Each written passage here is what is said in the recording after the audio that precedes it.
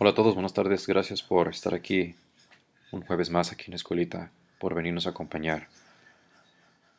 Primero que nada, pues me gustaría que empecemos con una oración para que nos ayude aquí durante pues, este momento que podemos compartir juntos.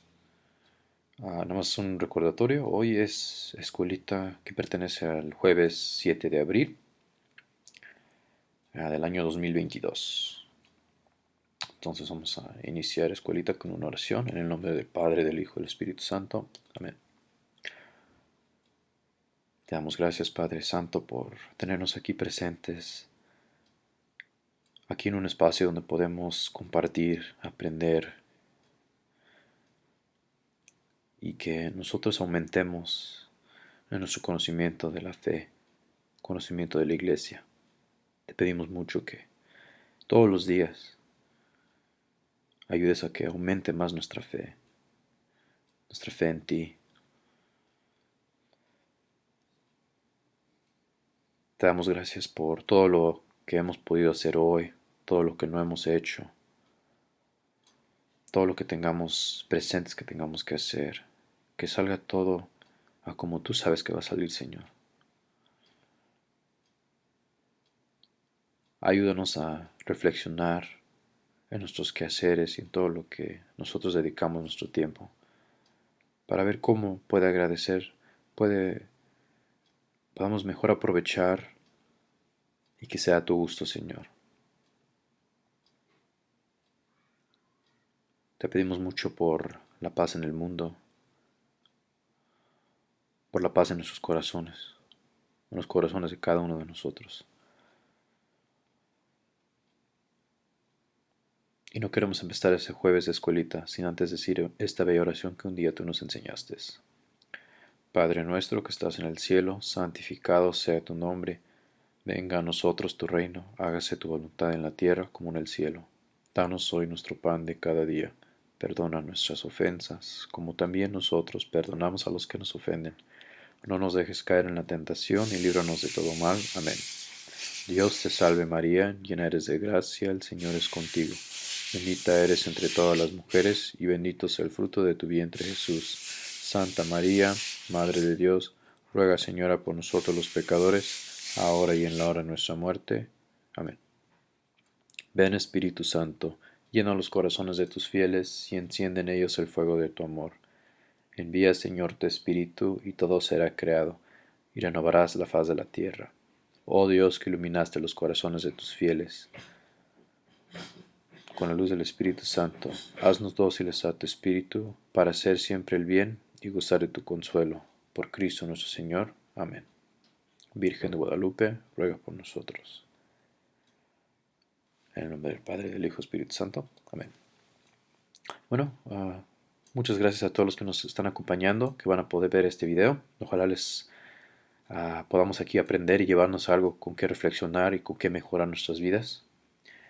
Aquí en la pantalla podemos ver que vamos a reflexionar y leer las lecturas que son del domingo 10 de abril, que es el domingo que se aproxima. Entonces todavía tenemos tiempo y ahorita aquí tenemos en la pantalla las lecturas. Como podemos ver aquí hay cuatro. La de Isaías y la Filipenses es la primera y la segunda lectura y el Evangelio es de Lucas capítulo 22.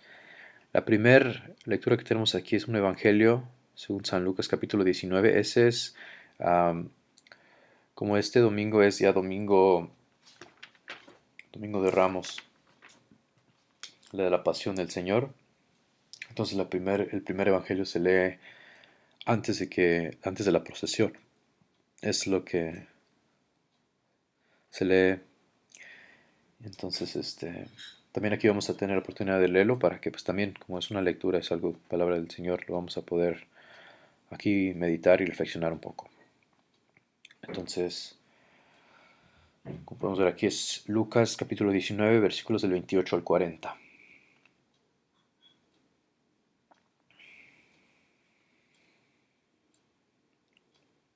Y pues ok, yo ahorita lo estoy leyendo de un misal.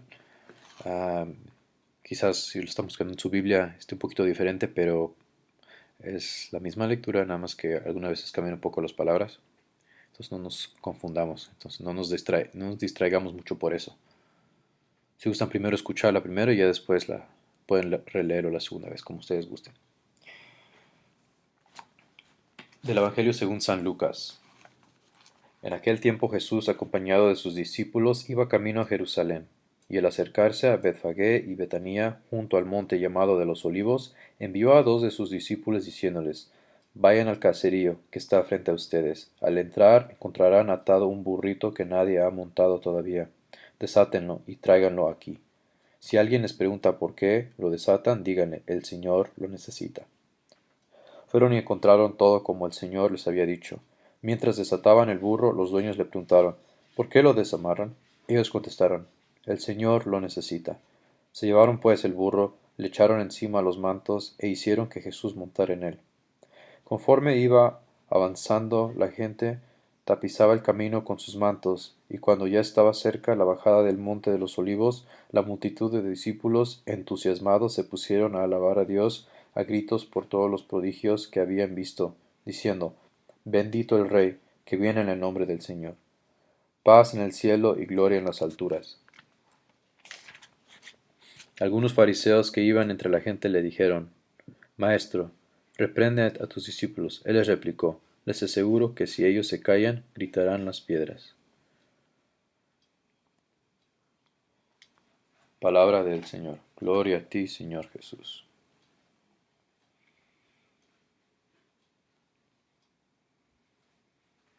Entonces, ya como habíamos mencionado, esta es la lectura antes de la procesión. Cuando nosotros vayamos a misa, lo que vamos a poder observar, por costumbre es lo que se hace. Se lee esta lectura, se hace una homilía breve, una reflexión breve, y ya después entramos en procesión. Entonces, la primera lectura, este domingo de Ramos, como podemos ver aquí, es Isaías, capítulo número 50, versículos del 4 al 7. La segunda lectura está en Filipenses, capítulo número 2, versículos del 6 al 11, y el Evangelio es según San Lucas, capítulo 22. Hay dos diferentes lecturas, yo creo que una es la más corta y otra es la más larga. Aquí están aquí en la pantalla para que los puedan después leer. Capítulo 22, versículos del 14 al 23, 56.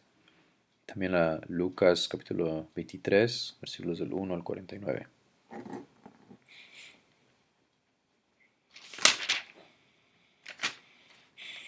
Es la primera lectura del profeta Isaías. Lectura del profeta Isaías. En aquel entonces dijo Isaías, el Señor me ha dado una lengua experta, para que pueda confortar al abatido con palabras de aliento. Mañana tras mañana el Señor despierta mi oído, para que escuche yo como discípulo.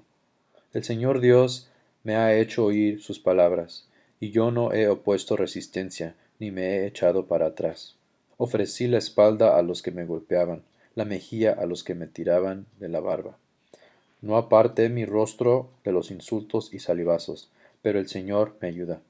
Por eso no quedaré confundido. Por eso endurecí mi rostro como roca, y sé que no quedaré avergonzado. Palabra de Dios. Te alabamos, Señor. Continuamos con la segunda lectura. La carta del apóstol San Pablo a los Filipenses, capítulo número 2, versículos 6 al 11.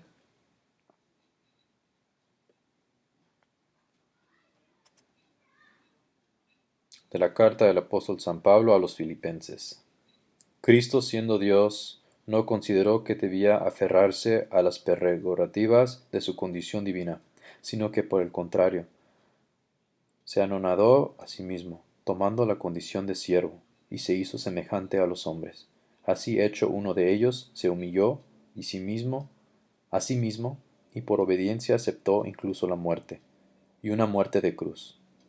Por eso Dios lo exaltó sobre todas las cosas y le otorgó el nombre que está sobre todo nombre, para que, al nombre de Jesús, todos doblen la rodilla en el cielo, en la tierra y en los abismos, y todos reconozcan públicamente que Jesucristo es el Señor, para gloria de Dios Padre.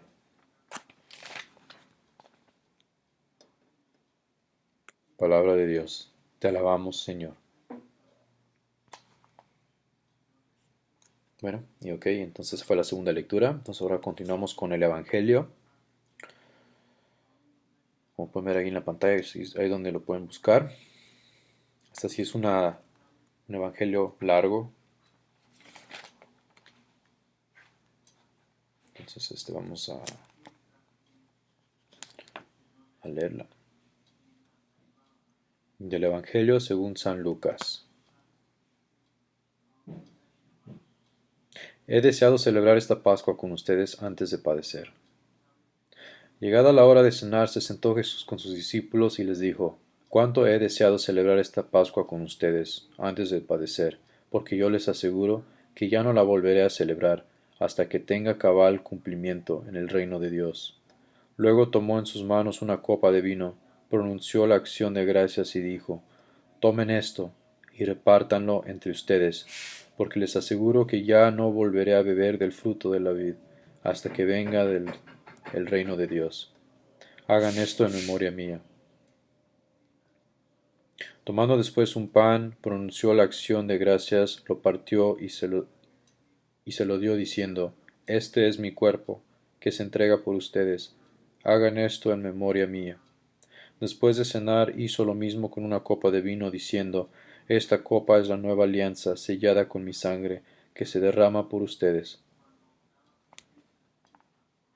Pero miren, la mano del que me va a entregar está conmigo en esta mesa, porque el Hijo del Hombre va a morir, según lo decretado. Pero ay de aquel hombre por quien será entregado.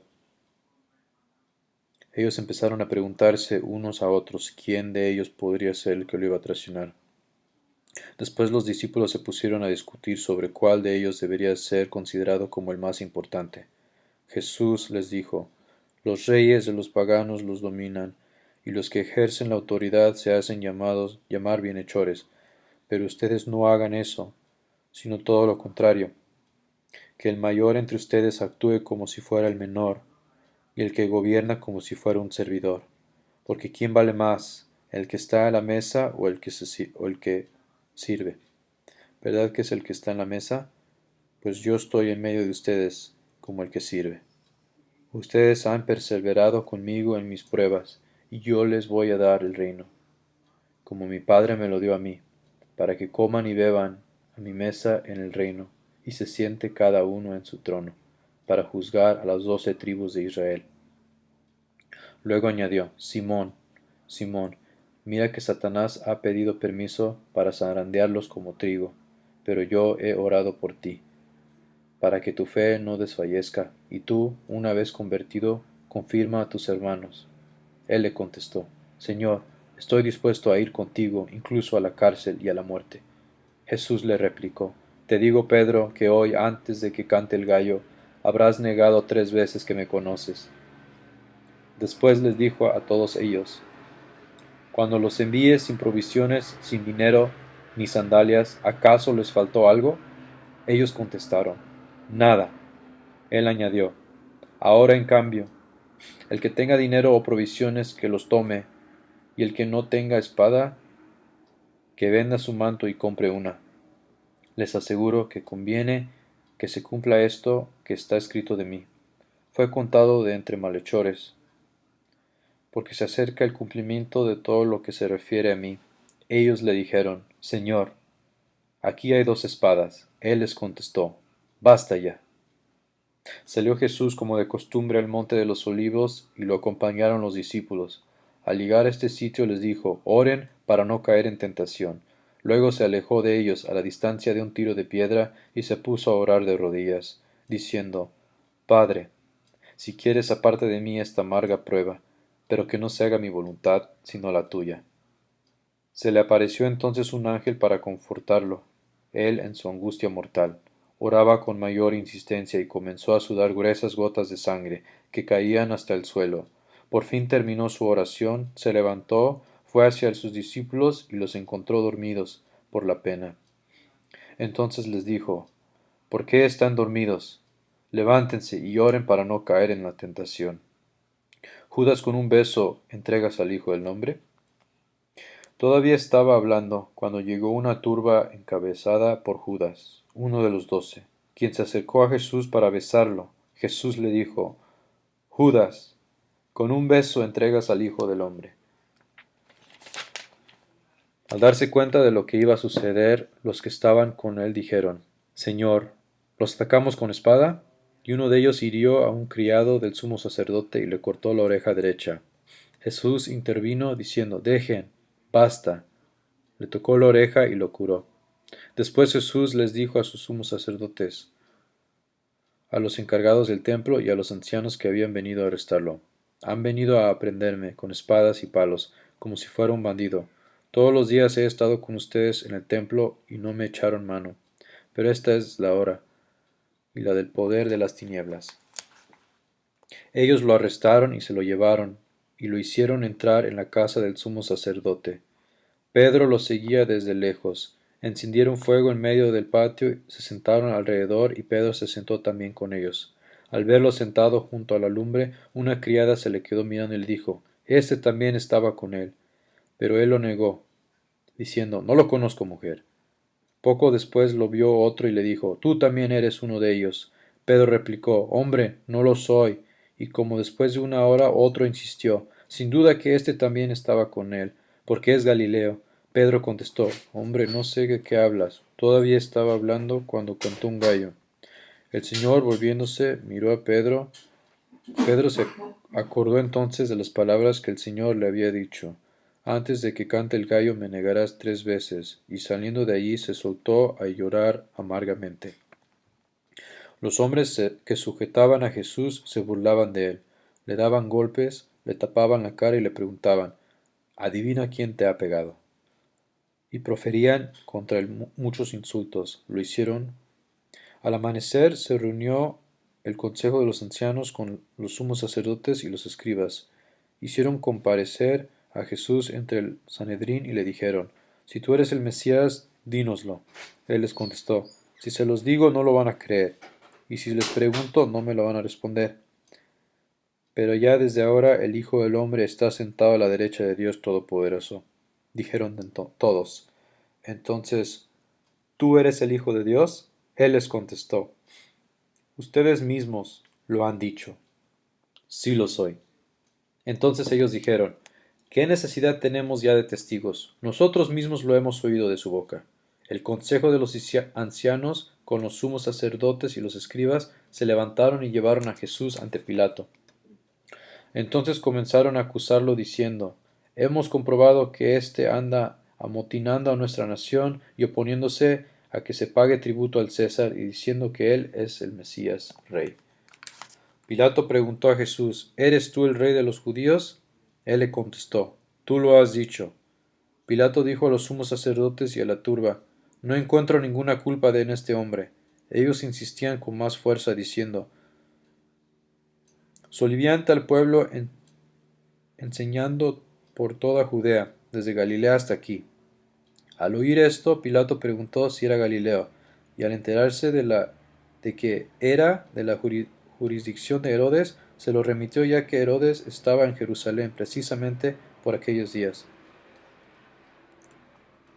Herodes, al ver a Jesús, se puso muy contento, porque hacía mucho tiempo que quería verlo, pues había oído hablar mucho de él, y esperaba presenciar algún milagro suyo. Le hizo muchas preguntas, pero él no contestó ni una palabra. Estaban ahí los sumos sacerdotes y los escribas, acusándolo sin cesar.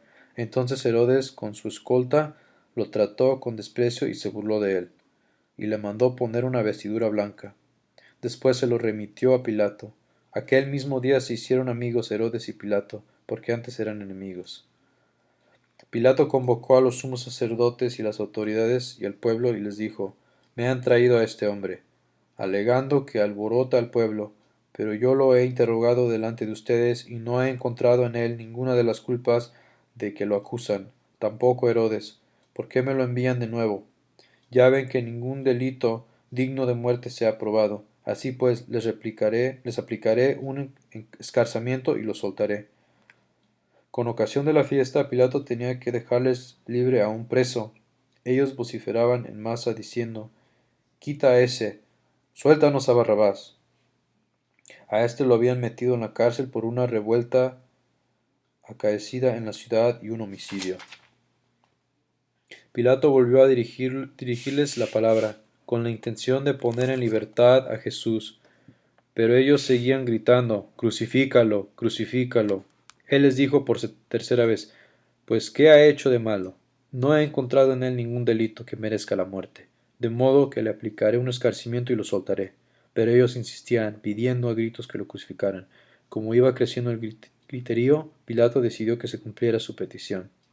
Soltó al que les pedían, al que había sido encarcelado por revuelta y homicidio, y a Jesús se lo entregó a su arbitrio. Mientras lo llevaban a crucificar, echaron mano a un cierto Simón de Cirene, que volvía del campo, y lo obligaron a cargar la cruz detrás de Jesús. Lo iba siguiendo una gran multitud de hombres y mujeres, que se golpeaban el pecho y lloraban por él. Jesús se volvió hacia las mujeres y les dijo, «Hijas de Jerusalén, no lloren por mí, lloren por ustedes y por sus hijos, porque va a venir el día en que se dirá, dichosas las estériles y los vientres que no han dado a luz, y los pechos que no han criado. Entonces dirán a los montes, desplómense sobre nosotros, y a las colinas, sepúltenos, porque si así tratan el árbol verde, ¿qué pasará con el seco?».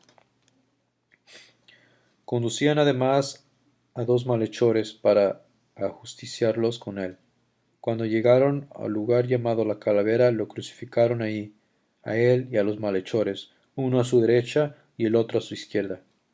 Jesús decía desde la cruz, «Padre, perdónalos porque no saben lo que hacen». Los soldados se repartieron sus ropas, echando suertes. El pueblo estaba mirando. Las autoridades le hacían muecas diciendo, «A otros ha salvado, que se salve a sí mismo, si él es el Mesías de Dios, el elegido».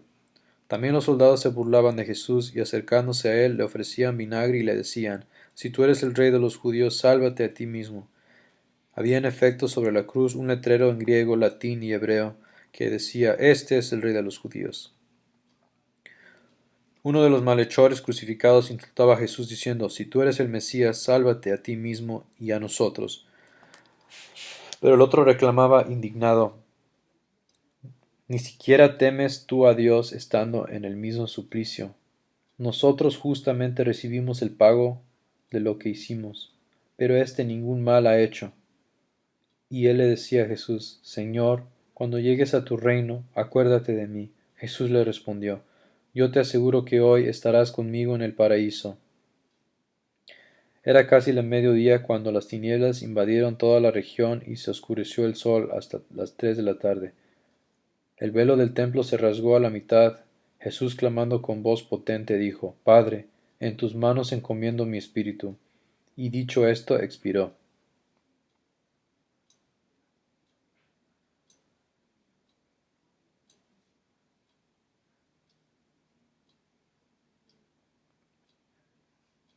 El oficial romano, al ver lo que había pasado, dio gloria a Dios diciendo, «Verdaderamente este hombre era justo». Toda la muchedumbre que había acudido a este espectáculo, mirando lo que ocurría, se volvió a su casa dándose golpes de pecho.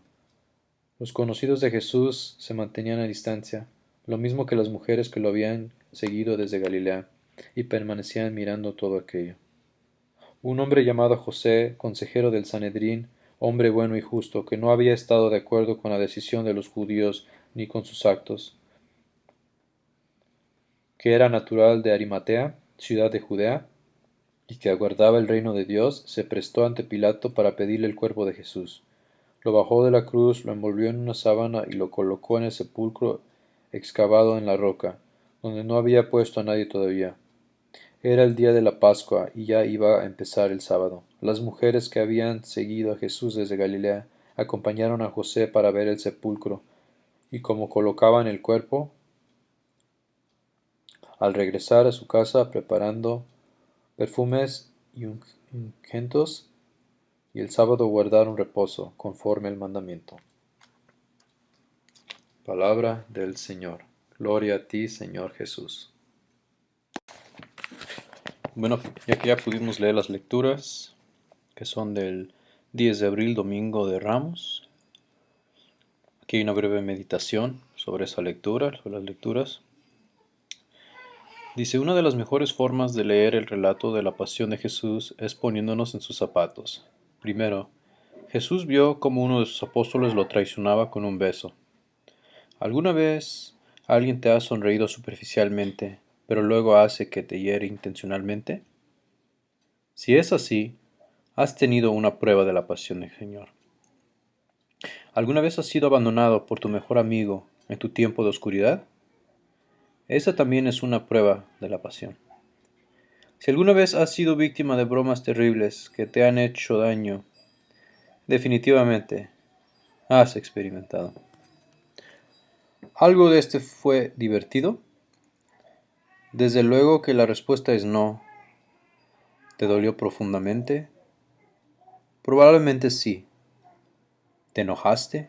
¿Te sentiste humillado o guardaste resentimiento? Es probable. ¿Quisieras vengarte? Quizá. Si Jesús se hubiera sentido presa, aunque fuera por una milésima de segundo, del resentimiento o del enojo, no habría sido capaz de salvarnos. Todo se habría perdido. Pero eso no sucedió. A través de ese sufrimiento, por injusto que fuera, Jesús actuó como el cordero llevado al matadero. No se defendió a sí mismo ni tampoco luchó. En su lugar, todo lo que hizo fue decir, Padre, perdónalos. Todos nosotros enfrentaremos acusaciones falsas o abusos o traiciones en algún momento de nuestra vida. Al escuchar hoy el relato de la pasión del Señor, decidamos por ser misericordiosos con aquellos que nos han hecho daño, nos han ridiculizado, nos traicionaron o mancharon nuestra reputación. También decidamos no volver a humillar o herir a alguien nunca más. Reflexionar en la pasión de Jesús naturalmente genera un sentimiento de dolor. Nos entristece ver a Jesús sufrir tanto y ser tan maltratado. Pero también podemos contemplar la cruz y pedirle a Dios que nos ayude a ser más misericordiosos, así como fue Jesús. Señor, te ruego que me ayudes a ser misericordioso como tú eres misericordioso conmigo. Bueno, vamos a continuar con lo que tenemos preparado para este jueves. Es una continuación de lo que se habló la semana pasada. La semana pasada reflexionamos un poco sobre el tercer capítulo. Y ahora en ese cuarto capítulo, titulado La liturgia es hacer un recordatorio. Este es un libro, se llama Para vivir la liturgia. Entonces habla de detalles, información que nosotros como católicos podemos usar en la liturgia. Entonces aquí en este capítulo menciona, dice, el símbolo, como hemos dicho, actúa en nosotros. Es operatorio, pero para eso antes hay que hacerlo, ponerlo en obra. Sabemos que hay que insistir especialmente en esto en el mundo en el que se habla y se escribe tanto, en el que la masa de informaciones cae continuamente sobre nosotros. La iglesia de nuestra época no se libra de este continuo chaparrón verbal, pero la liturgia es ante todo hacer. Ya lo habrá notado el lector. Hemos hablado ordinariamente de símbolo, pero habría sido mejor hablar de acción simbólica. Un objeto no es nunca simbólico en sí mismo. Se hace simbólico cuando sirve de soporte a una acción, a un gesto. Las flores, la luz, el agua, una bandera. No son simbólicos en sí mismos. Las flores que ofrezco, la luz que enciendo o que transmito, el agua que derramó sobre alguien o en la que me sumerjo, la bandera que ondeo, eso sí es simbólico. Al menos es siempre necesaria una acción.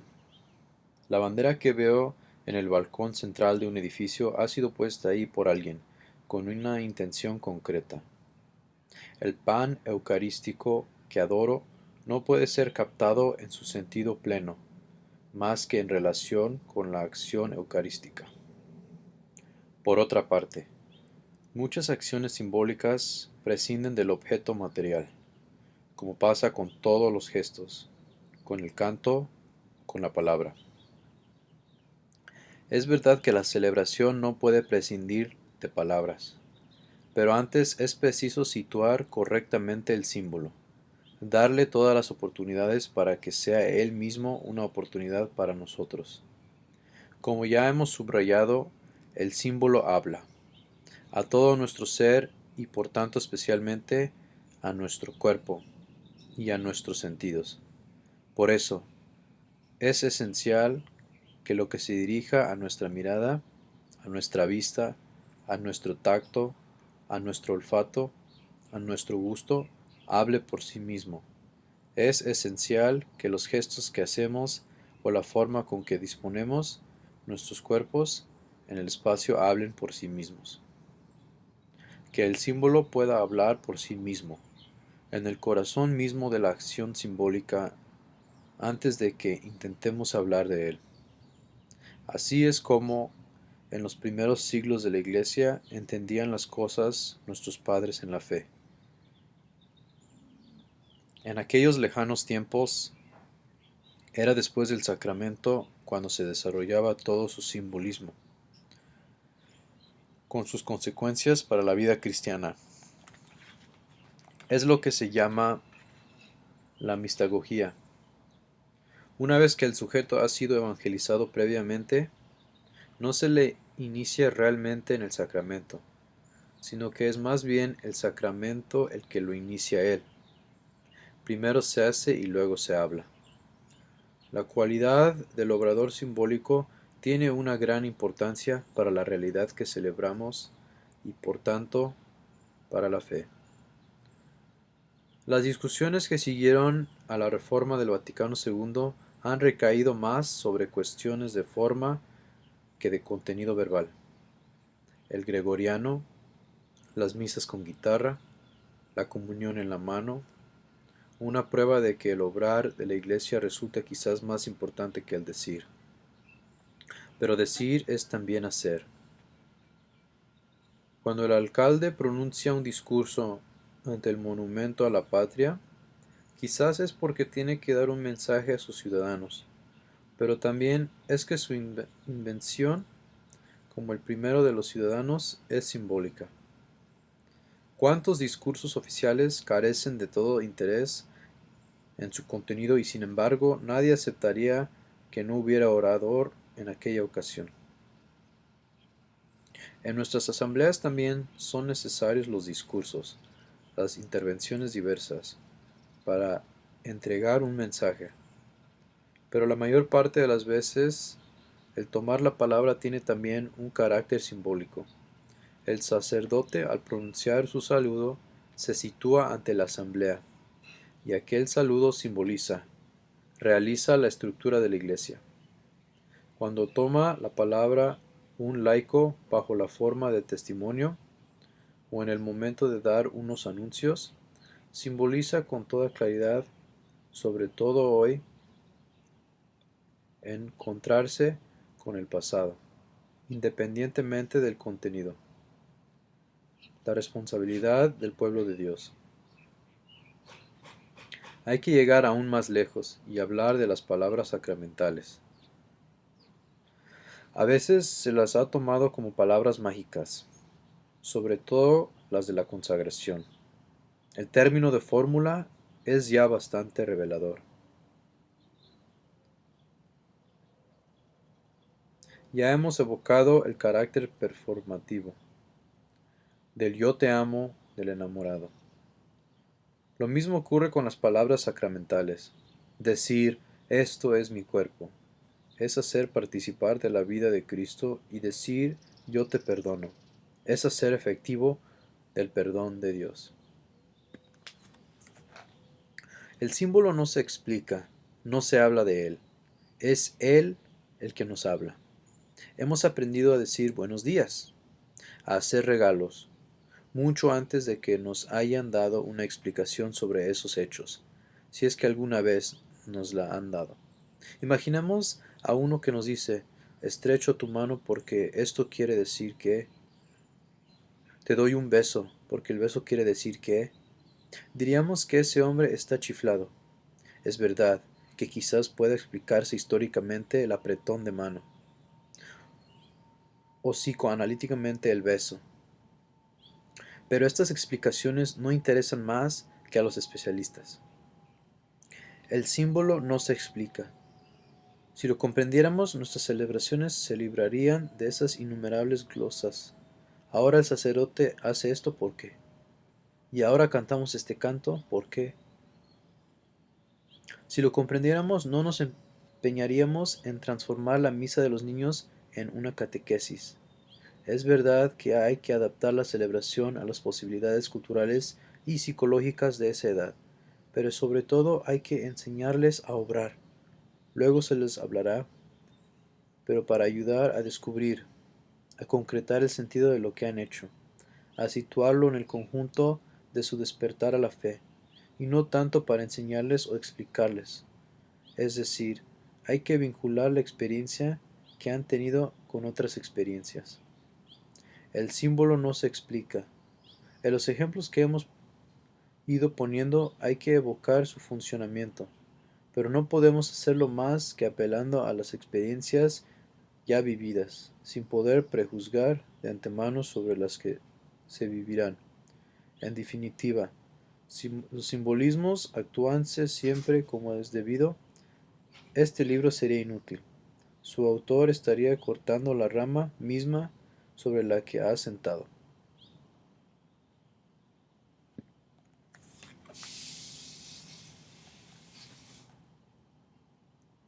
Para que se actúe el símbolo es preciso que el significante sea significante.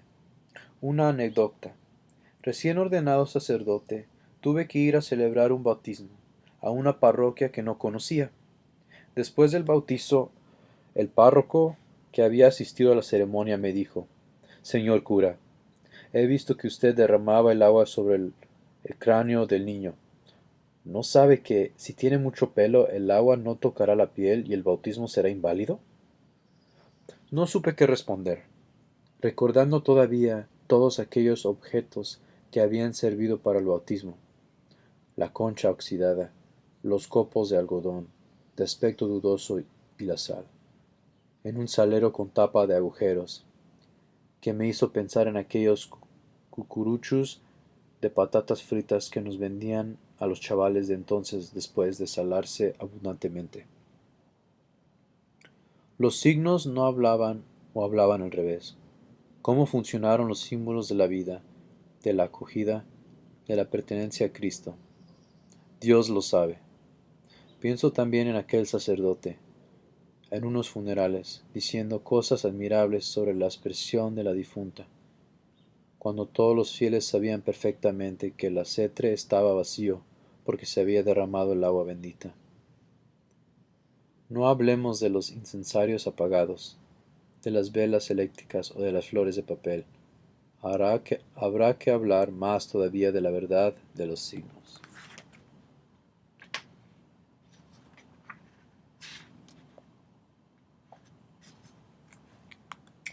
Brincándonos al capítulo 5, titulado El rito.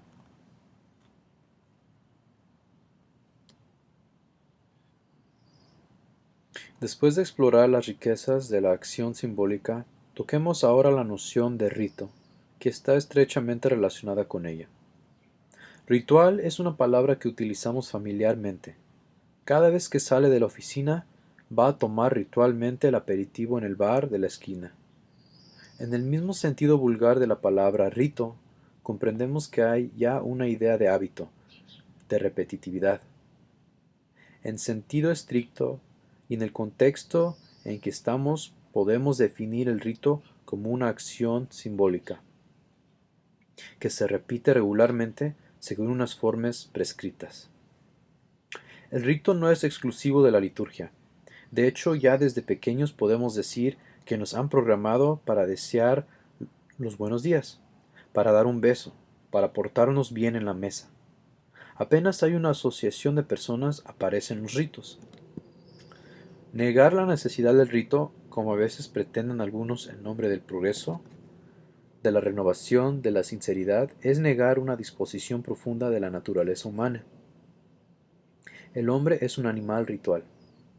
Recordad, la pareja que tiene sus pequeños ritos para celebrar su amor, el grupo de jubilados que se reúne regularmente en el mismo lugar y cuya reunión se desarrolla según un ritual muy bien establecido, el movimiento político que ritualmente desfila el 14 de julio por Bastilla con una fanfarria que hacer su ofrenda ritual. Hemos indicado que la acción simbólica permite a las personas o a los grupos reconocerse mutuamente en su identidad profunda. Entonces, es lógico que, cuando se ha encontrado una buena manera de simbolizar, se la requiere repetir. En la medida en que la realidad celebrada no ha cambiado y de que el grupo se reconoce en ella, porque hay que cambiar las formas, los ritos de la celebración, porque como también hemos visto, el sentido está ligado a la forma. El rito es una práctica social. Cuando quiero incertamente es un grupo. Oigo que la voz del grupo me dice, así es como lo hacemos nosotros. Son estas nuestras costumbres, y todo el mundo está contento con ellas. Todo el mundo se siente a gusto con ellas. Te invito a que obres como nosotros. Eres libre, pero si quieres ser de los nuestros, tendrás que observar nuestros ritos. Entonces yo, que quiero entrar en la comunidad, acepto pasar por el rito, por aquel mismo rito por donde pasaron ya los ancianos del grupo. En una palabra, me dejo iniciar. La palabra en latín initium, significando comenzando, ir en, comienzo. La iniciación, esto es, la integración con un grupo por medio de una práctica simbólica, solo es posible cuando ésta es ritualizada. Como la palabra hábito suele tener connotaciones peyorativas de rutina, de desgaste, de apolillamiento, y como la palabra rito y ritual evoca a primera vista una constricción, muchos desconfían de ellos. Sin embargo, no es necesario pensar mucho para darse cuenta de que los hábitos rituales son indispensables. Afortunadamente, el alma de casa no tiene que preguntarse en cada ocasión si tiene que servir la carne antes de la sopa o el pescado después del flan.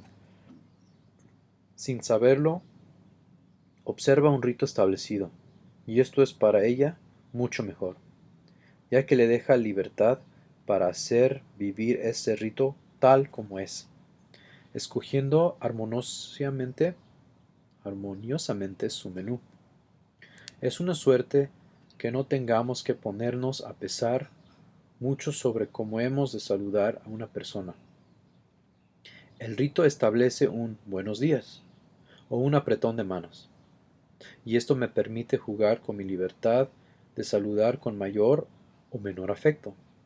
Después, un buenos días, más o menos distante, hasta un caluroso apretón de manos, acompañado de una sonrisa.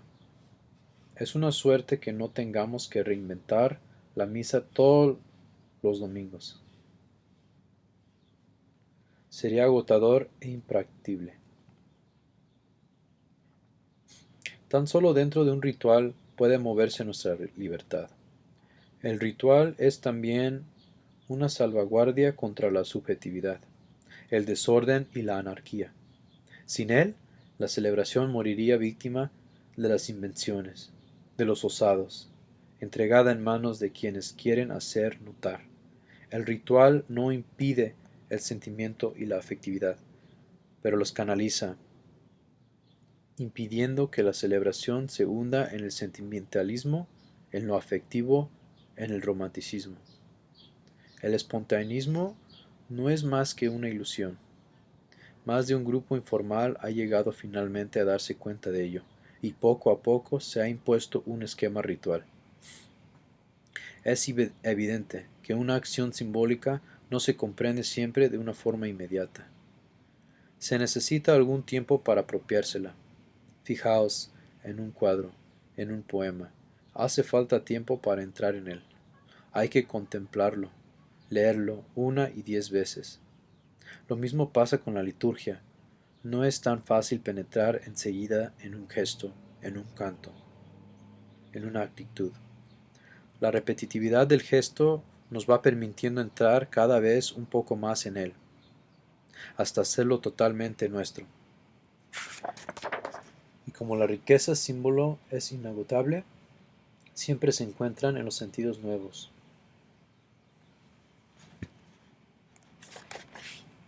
La noción de rito está además muy ligada con la idea de la tradición. Tradición quiere decir transmisión. La mayor parte de nuestros ritos sociales son herencias del pasado. Muchos se pierden en la noche de los tiempos y siguen funcionando todavía. A algunos les irrita la idea de tradición, como si el largo pasado de un rito fuera una tara. Tendrían razón. Si mantener la tradición fuera sinónimo de esclerosis, de conservadurismo, en donde el rito ha dejado ya de estar al servicio del hombre, yo distinguiría entre la tradición y las tradiciones. Me explico. Todo grupo social se desarrolla, su cultura evoluciona, y por tanto evoluciona también su manera de vivir y de celebrar. Los historiadores sociólogos establecen la siguiente distinción. Un grupo establece ritos, instituciones. Poco a poco, esos ritos y esas instituciones se estabilizan. Pero como el grupo evoluciona, tiene que criticar también lo instituido y vuelve a hacerse institucional, y así sucesivamente. Eso mismo ocurría con nuestros ritos. Es evidente que el cuerpo social de la Iglesia no se libra de este fenómeno evolutivo. Recordad la historia de las grandes órdenes religiosas. Por eso en la liturgia no podemos desechar eso que Pablo llama la tradición recibida del Señor. A propósito de la Eucaristía, no es posible cambiar ni el desarrollo de la misa en sus líneas generales, ni los grandes símbolos de la Eucaristía o del bautismo, pues se trata de signos fundamentales de nuestra identidad cristiana. Pero en la liturgia hay además toda una serie de ritos secundarios y de prácticas que están más bien vinculadas a una cultura determinada. Por eso hay que reajustar continuamente la liturgia. El Vaticano II atendió a este reajuste, a este agigoramiento. Esta puesta del día siempre es necesaria, y si para muchos ha sido tan dolorosa, es porque se ha tardado demasiado tiempo en realizarla. Dicho esto, la Iglesia no puede ni quiere tocar la tradición. Puede modificar algún que otro rito accesorio, algún que otro detalle de la sucesión de los ritos, pero no puede tocar, por ejemplo, el desarrollo fundamental de la Eucaristía. So pena de traicionar la intención de su fundador. La Iglesia y cada uno que actuamos de la liturgia. Debemos volver continuamente a las fuentes del Nuevo Testamento y de las primeras generaciones cristianas. Todavía temporalmente cerca del Señor, no ya para reproducir en sus más pequeños detalles lo que se practicaba entonces, sino para tener siempre presente en el espíritu la intención del Maestro.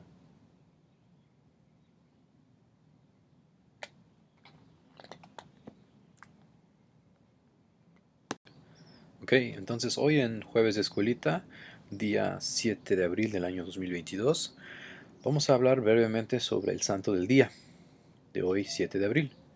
El Santo del Día, aquí como podemos ver en la pantalla, es San Juan Bautista de la Salle.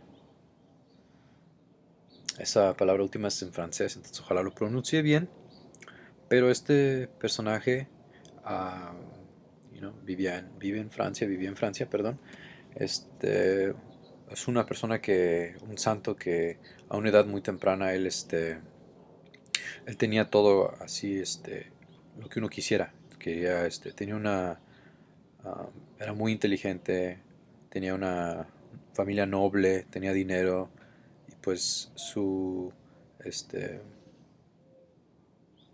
su crianza había sido de nobleza, así sin en realidad tener mucha dificultad. Y entonces él se empezó a preparar para el sacerdocio y ya después cuando se ordenó sacerdote, él siempre pensaba que iba a tener una posición alta en la iglesia, así ser alguien de mucha influencia en el Vaticano o este, un director y todo eso, pero Dios lo que lo llamó a hacer era algo completamente diferente. No que no fuera director, pero lo que él vino haciendo es que se regresó, se devolvió a las ciudades allá en Francia, especialmente una ciudad que se llama Reims, Francia. Ahí es donde se le invitó y si él decidió tomar um, y crear una escuela para niños pobres en Francia, de esos alrededores ahí en esa ciudad.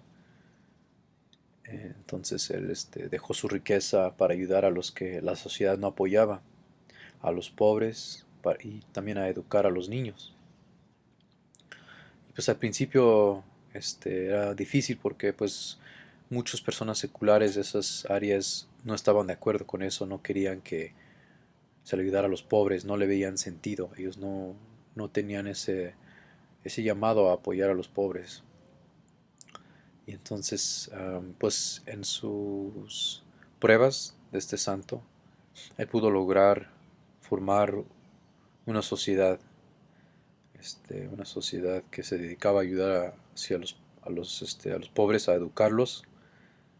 Y fundó una asociación que se llama los Hermanos Cristianos o los Hermanos de Sal Brothers. Es una institución muy reconocida y básicamente su deseo era siempre ayudar.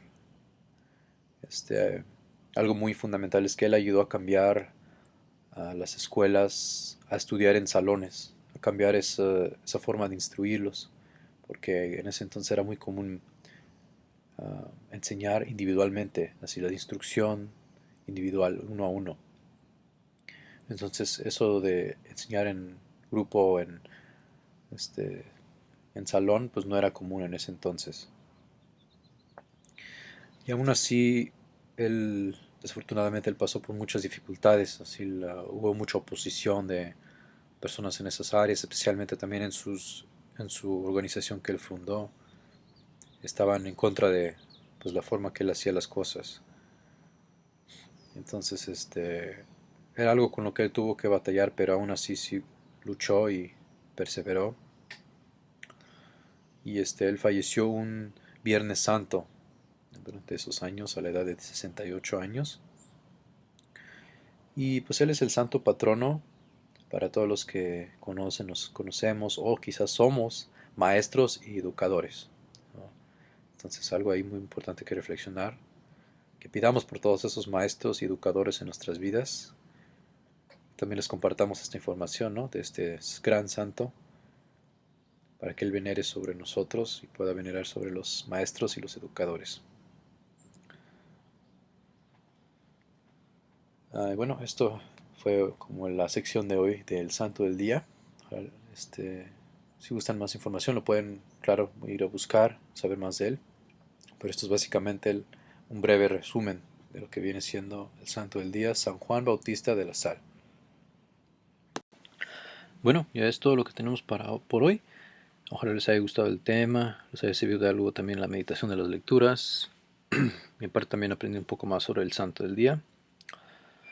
Entonces ya para terminar nada más darles el reporte que el Cristo Peregrino ahorita está en el hogar de Rosa Hernández, una buscadora. Entonces hagamos palanca por ella y su familia para que pues ahí estando en casa de ellos pues el Señor los pueda ayudar, los pueda bendecir y ahí les estaremos dejando saber a qué otro hogar sigue después de ahí. Entonces vamos a cerrar en oración ya para terminar hoy el día de escuelita. En el nombre del Padre, del Hijo, Espíritu Santo. Amén. Le damos gracias, Padre Santo, por esta tarde, jueves de escuelita, en este día tuyo, Señor, donde le damos todo honor y gloria a ti, que ese jueves salió de la forma que tú quisiste. Nosotros solo somos, pero instrumentos para darte gloria, Señor. Que no nos sentamos nosotros como que nosotros pudimos lograr esto, sino que todo honor te damos a ti, Señor, por haberlo dejado que se llevara a cabo como tú quisiste. Te pedimos mucho que nos aumentes todos los días la fe.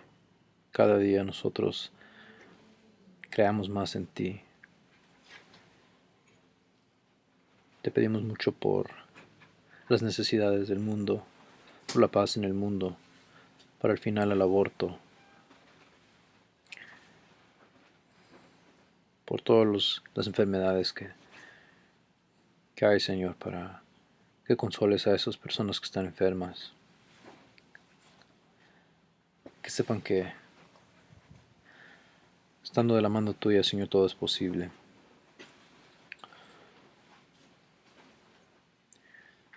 No nos queremos despedir este jueves de escuelita sin antes decir esta bella oración que un día tú nos enseñaste. Padre nuestro que estás en el cielo, santificado sea tu nombre. Venga a nosotros tu reino. Hágase tu voluntad en la tierra como en el cielo. Danos hoy nuestro pan de cada día. Perdona nuestras ofensas, como también nosotros perdonamos a los que nos ofenden. No nos dejes caer en la tentación y líbranos de todo mal. Amén. Dios te salve María, llena eres de gracia, el Señor es contigo. Bendita eres entre todas las mujeres y bendito es el fruto de tu vientre Jesús. Santa María, Madre de Dios, ruega por nosotros los pecadores, ahora y en la hora de nuestra muerte. Amén. Virgen de Guadalupe, ruega por nosotros. En el nombre del Padre, del Hijo y del Espíritu Santo. Amén. Bueno, que pasen buena tarde cada uno de ustedes. Dios los bendiga y nos vemos para la próxima. Hasta luego.